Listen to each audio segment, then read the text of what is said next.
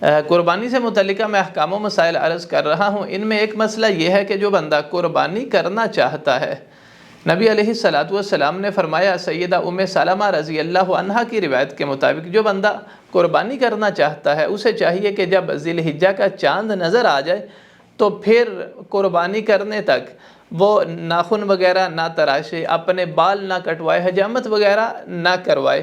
یہ کس کے لیے ہے؟ جو قربانی کرنا چاہ رہا ہے، یعنی اصل یہ حکم جو ہے وہ گھر کے سربراہ کے لیے ہے، اسے اس چیز کا خیال رکھنا چاہیے۔ لیکن دیگر افراد کے لیے بھی افضل یہ ہے، دیگر جو فیملی ممبر ہیں ان کے لیے بھی افضل یہ ہے کہ اگر وہ بھی پرہیز کریں، لیکن ان پر لازم نہیں ہے۔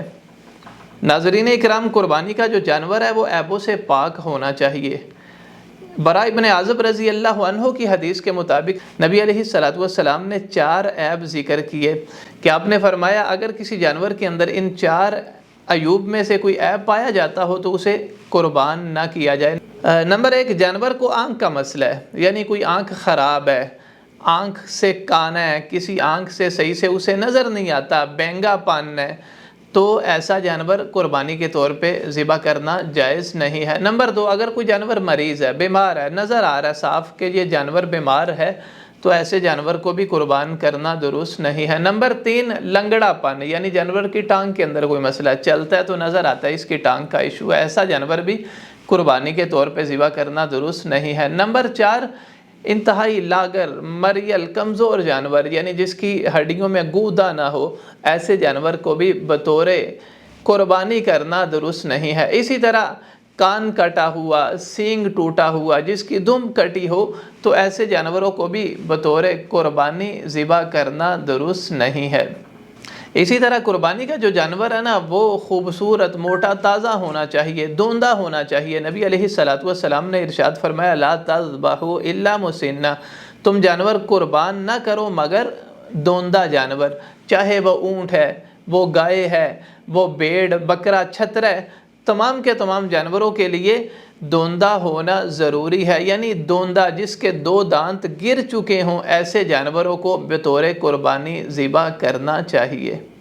اسی طرح قربانی کا جو ٹائم ہے نا وہ نماز عید کے بعد ہے، یعنی عید الاضحیٰ کی نماز کے بعد جانوروں کو قربان کیا جائے گا۔ نبی علیہ الصلوۃ والسلام نے فرمایا، آج کے دن ہم سب سے پہلے نماز عید پڑھیں گے، اس کے بعد ہم جانوروں کو قربان کریں گے۔ تو جس نے ایسا کیا اس نے ہماری سنت پہ عمل کیا، تو جس نے نماز سے پہلے جانور قربان کر دیا تو گویا کہ وہ عام گوشت ہے، وہ قربانی نہیں ہے۔ اسی طرح دوسری حدیث میں آتا ہے، نبی علیہ الصلوۃ والسلام نے نماز عید کے فوراً بعد کچھ جانوروں کا گوشت دیکھا جنہیں نماز سے پہلے ذبح کر دیا گیا تھا، تو نبی علیہ الصلوۃ والسلام نے فرمایا یہ قربانی نہیں ہے، قربانی جو ہے وہ عید کی نماز کے بعد ہے۔ آپ نے انہیں دوبارہ جانور قربان کرنے کا حکم دیا۔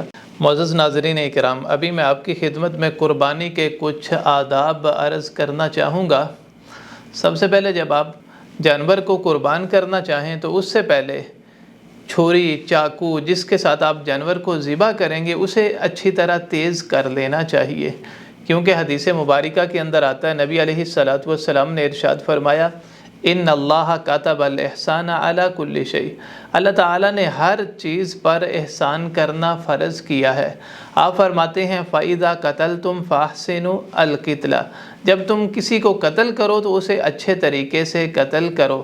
وَإِذَا ذَبَحْتُمْ فَأَحْسِنُوا الذِّبْحَ، جب کسی کو ذبح کرو تو اسے بھی اچھے طریقے سے ذبح کرو۔ اس لیے تم میں سے ہر کسی کو چاہیے کہ وہ اپنی چھری کو اچھی طرح تیز کر لے اور جس جانور کو وہ ذبح کر رہا ہے اسے آرام پہنچائے۔ تو عزیزو، جانور ذبح کرنے سے پہلے چھری کو اچھی طرح تیز کرنا اور اسے جانور کے سامنے تیز نہیں کرنا، اسی طرح ایک جانور کو دوسرے جانور کے سامنے بھی ذبح نہیں کرنا، کیونکہ اس سے جانور کو تکلیف ہوتی ہے، تو ان چیزوں کا بھی خیال رکھا جائے گا۔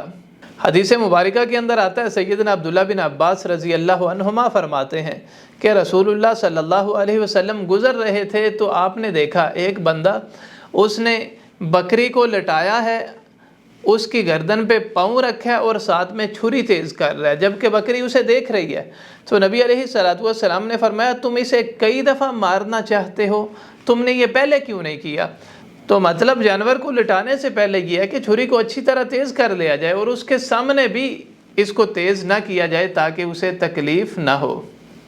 اسی طرح بہتر یہ ہے کہ جو بندہ قربانی کر رہا ہے وہ خود اپنے ہاتھ کے ساتھ جانور کو ذبح کرے۔ اگر وہ خود نہیں کر سکتا تو پھر کوئی اور کر سکتا ہے۔ اسی طرح اگر عورت چاہے تو وہ خود اپنے ہاتھ سے جانور ذبح کر سکتی ہے۔ تو جانور ذبح کرنے کا مسنون طریقہ یہ ہے کہ جانور کو بائیں کروٹ لٹایا جائے، اس کا رخ قبلے کی طرف کیا جائے۔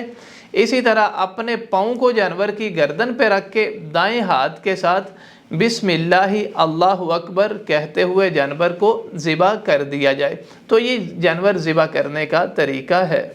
اسی طرح قربانی کا جو جانور ہے اس کا گوشت انسان خود بھی کھائے، اپنے عزیز و اقارب، رشتہ داروں، پڑوسیوں کو بھی کھلائے اور فقراء مساکین کو، محتاج لوگوں کو بھی کھلایا جائے۔ اللہ تعالیٰ فرماتے ہیں فَكُلُوا مِنْهَا وَأَطْعِمُوا الْبَائِسَ الْفَقِيرَ، خود بھی کھاؤ قربانی کے جانوروں کا گوشت اور بھوکے فقیروں کو بھی کھلاؤ۔ دوسرے مقام پہ رب فرماتے ہیں فَكُلُوا مِنْهَا وَأَطْعِمُوا الْقَانِعَ وَالْمُعْتَرَ، خود بھی کھاؤ، جو سوال کرتے ہیں انہیں بھی کھلاؤ اور جو سوال نہیں کرتے انہیں بھی کھلاؤ۔ تو ان آیات مبارکہ کو سامنے رکھ کر علماء نے قربانی کے گوشت کے 3 حصے کیے ہیں۔ ایک حصہ خود کے لیے یعنی اپنی فیملی کے لیے، ایک حصہ رشتہ داروں کے لیے، آنے جانے والوں کے لیے، پڑوسیوں کے لیے، اور تیسرا حصہ فقراء و مساکین کے لیے۔ تو اس طرح گوشت کو تقسیم کر لیا جائے تو یہ مناسب ہے، لیکن اس کے علاوہ ضرورت کے مطابق اس کے اندر کمی پیشی کی جا سکتی ہے۔ یعنی اگر کسی علاقے کے اندر فقراء مساکین زیادہ ہیں، کئی لوگ ایسے ہیں جن کو پورا سال گوشت نہیں ملتا، تو ان کے اندر زیادہ سے زیادہ تقسیم کیا جائے، یعنی تیسرے حصے سے زیادہ بھی انہیں دیا جا سکتا ہے، حتیٰ کہ سارا گوشت بھی تقسیم کیا جا سکتا ہے۔ یعنی عرف کو دیکھا جائے گا، ضرورت کو دیکھا جائے گا۔ اسی طرح خود کے لیے سٹور بھی کیا جا سکتا ہے، لیکن اس کا مطلب یہ نہیں ہے جو اچھا گوشت ہے، جو کام کا ہے، جو بہترین ہے، وہ انسان خود کے لیے رکھ لے اور دوسرا تقسیم کر دے۔ ایسا نہیں ہے، بلکہ مکس، خود کے لیے بھی رکھیں، خود بھی استعمال کریں، عزیز و اقارب کو، پڑوسیوں کو بھی دیجئے، اور فقراء و مساکین کا خاص خیال رکھنا چاہیے۔ اسی طرح اگلی جو چیز ہے وہ یہ ہے کہ قربانیوں کے جانور جو ہیں ان کی کھالیں، ان کی سری پائے، کوئی بھی چیز فروخت نہ کی جائے، نہ ہی قصاب کو، کسائی کو بطور اجرت کوئی چیز دینی چاہیے۔ یعنی یا تو انسان خود کے استعمال کے اندر لے آئے یا اسے صدقہ کر دیا جائے، یعنی کوئی بھی چیز اس میں سے فروخت کرنا جائز نہیں ہے۔ اسی طرح قصاب کو بطور اجرت دینا بھی جائز نہیں ہے۔ اسی طرح یاد رکھیے گا قربانی کے جو دن ہے نا وہ 4 دن ہیں۔ نمبر 1 یوم النحر، یعنی قربانی کا دن جو 10 ذی الحجہ کا دن ہے۔ اس کے بعد 11، 12 اور 13 یعنی جنہیں ایام تشریق کہا جاتا ہے، تو یہ قربانی کے 4 دن ہیں۔ ان دنوں میں کسی بھی دن قربانی کی جا سکتی ہے۔ اسی طرح دن کے علاوہ راتوں کو بھی جانور ذبح کیا جا سکتا ہے، یعنی خاص طور پہ پہلے دن کو قصاب جو ہیں وہ اکثر مشغول رہتے ہیں، بہت زیادہ رش رہتا ہے، تو اگر دن کو مشکل ہے تو آپ رات کو بھی جانور قربان کر سکتے ہیں، یعنی اس میں کوئی ایشو نہیں ہے۔ اللہ تعالیٰ سے دعا ہے اللہ تعالیٰ ہمیں اخلاص کے ساتھ قربانیاں کرنے کی توفیق دے اور اللہ تعالیٰ ہماری قربانیاں قبول فرمائے۔ وآخر دعوانا ان الحمد للہ رب العالمین۔